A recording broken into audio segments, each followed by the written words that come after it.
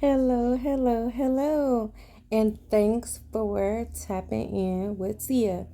So today in my journal entry, I I did a lot of self reflection and speaking to happiness. We always have to step back and think about like what is happiness? What am I wishing for?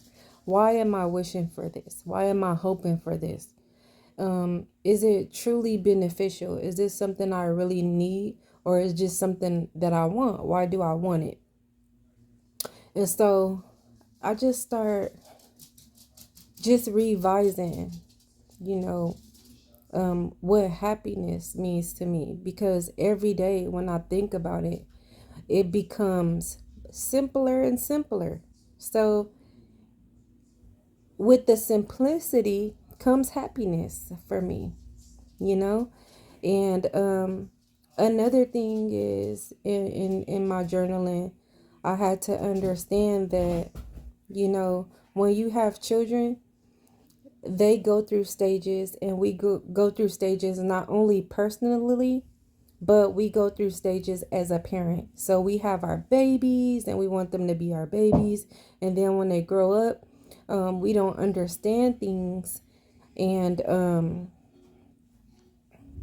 I had to learn, as a parent of adult children, two adult girls is very different than having boys. But my kids, they don't belong to me anymore. They have their own journey. And some things they won't understand until they older, or when they get that epiphany or whatever. And so I'm learning to understand that not understanding is okay. So I'm understanding for myself and being happy that I don't have to understand why people do certain things or don't want to do certain things, especially if I think they should, or if I have certain I don't want to say expectations, but everybody's journey is different. And just because you bring kids into the world doesn't mean that you know what their plan is. You know, you may know what their plan is, but they have their own plan, they have their own goals, and they have to experience their own experience how they want to experience them. And sometimes we can't protect them because they can't see what we're protecting them from. Later, they will say, Mom, I see what you were saying and all that. They will say that. But, you have to have an open heart and an open mind and understand how you were when you were that age.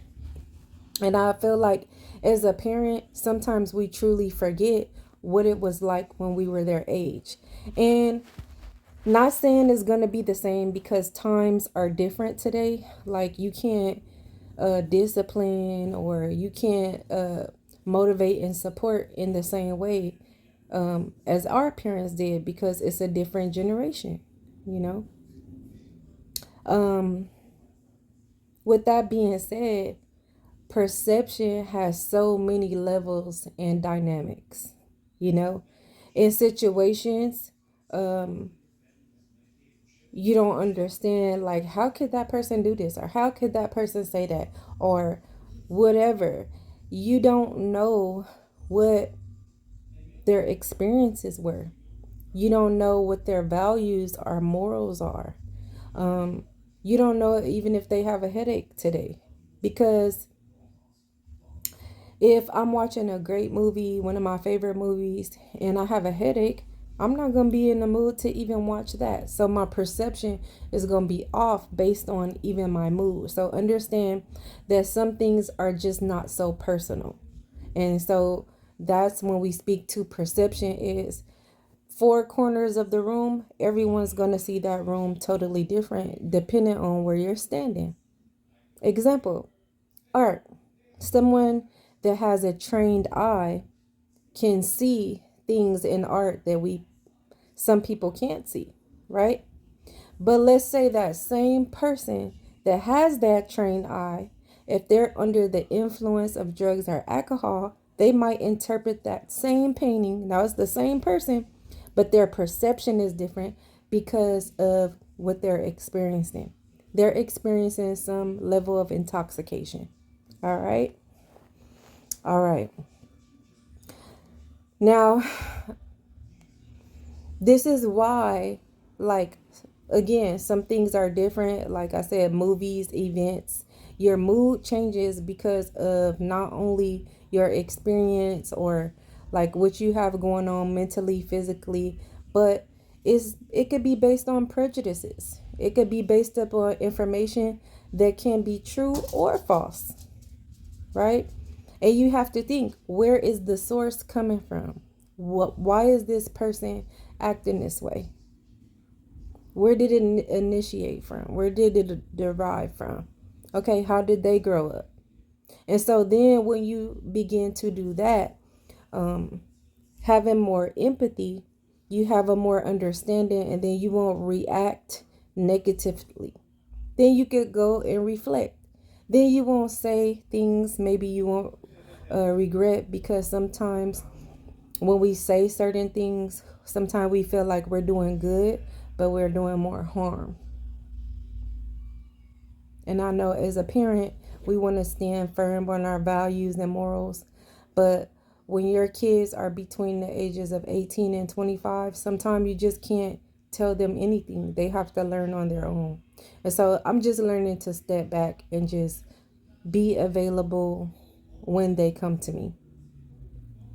And so even though it's not the same type of relationship or whatever influences they have around them to make them think a certain way of why they shouldn't listen or whatever,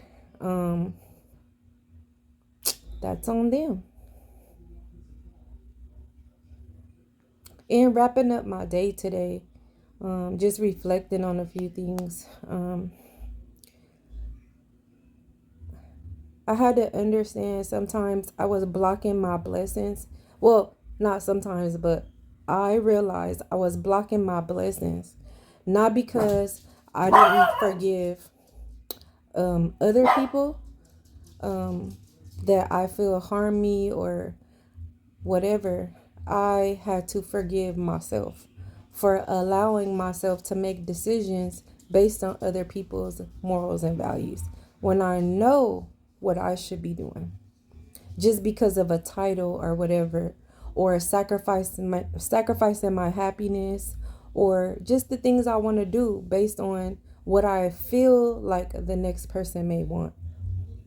Me being a young parent, I had my daughter when I was 16, and so I know that maybe saddened my grandmother, my mom, my family, my friends, my teachers. So it's like I really worked so hard, nearly killed myself, like literally killed myself, trying to take care of everybody to kind of make up for that, what I thought was a disappointment. My daughter was the greatest blessing ever, especially at that time when you feel lost and you feel low and you feel like nobody loves you. And so when God blessed me with her, that's when I found that unconditional love, because she loved me no matter what. And of course, she was never leaving. She was always there. And I would have my homework spread out, and she'll be doing her homework. I had her crayons and all that. And so by the time I graduated from high school, she was already 1.5. And so, that was I'm just so happy and blessed that I made it through all of those things. And move, Peter. I made it through all of those things, and God has truly blessed me to help other people and be that listening ear. And I'm really happy that, He's blessing me more and more with better communication on the screen, because communication in person is very easy for me. But it's something about being recorded. I stutter. I'm like pronouncing words incorrectly. It's like, what is going on? But, I'm appreciative every single day. And I'm happier and happier every day because I'm making those healthy choices. And so, with that healthy choice, I'm speaking to higher frequency choices. Okay. I'm choosing water instead of soda. I'm choosing to listen to my relaxation music, uh, my frequencies and stuff at night while I'm going to sleep instead of falling asleep to what I love, documentaries and the murder mysteries and all things like that, Disney movies. Um, I don't fall asleep to those things anymore because I want a higher vibration. Okay. And I try to surround myself with people that when they see me, they smile. And when I see them, I smile. And so it's an exchange of positive energy. People that look forward to seeing me. Um, you know? So I had to again reflect on this question today, using my spirit of discernment. Um, Stepping back, closing my eyes, no matter who the person is to me. Do I feel drained when I'm around this person? Do they only call me when they need something? Am I leaving more stressed than I came? If I'm more stressed, I will not. I'll just keep to myself. And so sometimes it's not even about the energy you have. It's about sometimes you just have to be to yourself in seclusion for a minute. Sometimes you have to learn and grow and transform. So give yourself room to transmute, while you're in that cocoon. And that's all I have for today. Thank you for following me on my journey where wellness plus healing equals happiness. And I am on my way every day. Today, like I said, some days gonna be up, some days gonna be down.